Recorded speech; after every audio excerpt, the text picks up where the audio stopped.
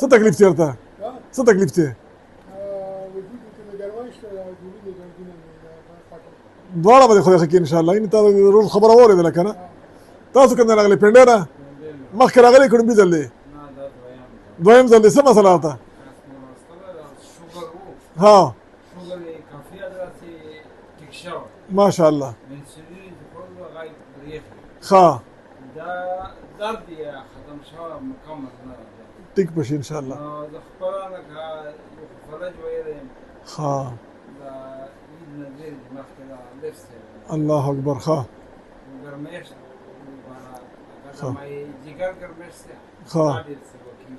ښه ښه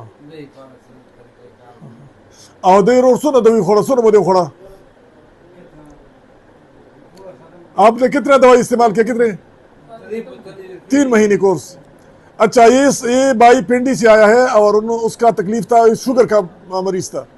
اور انہوں نے 3 مہینے استعمال کیا شوگر کے لیے کمرین کو استعمال کر دیا ہے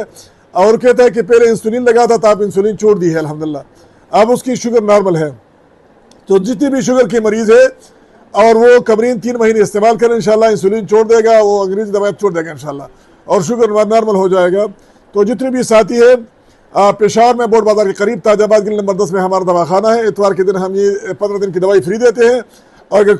پورا کورس لینا چاہتے ہیں تو وہ بھی اتوار کے دن ہم اس میں ڈسکاؤنٹ کرتے ہیں باقی یہ معدے کے لیے بھی بہترین ہے جوڑوں کے درد کے لیے بھی بہترین ہے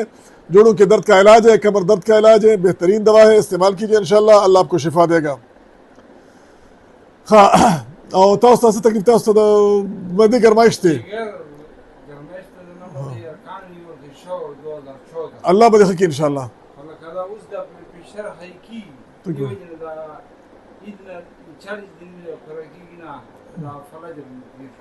دا ملګری د پنډۍ نه راغلی دلته خپله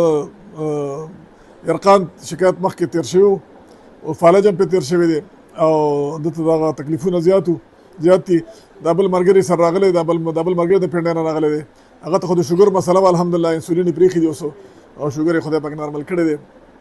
3 میاشتې دوايي استعمال کړې ده د دې ورسره اوس راغلی پنډۍ نه د خپل ځان دپاره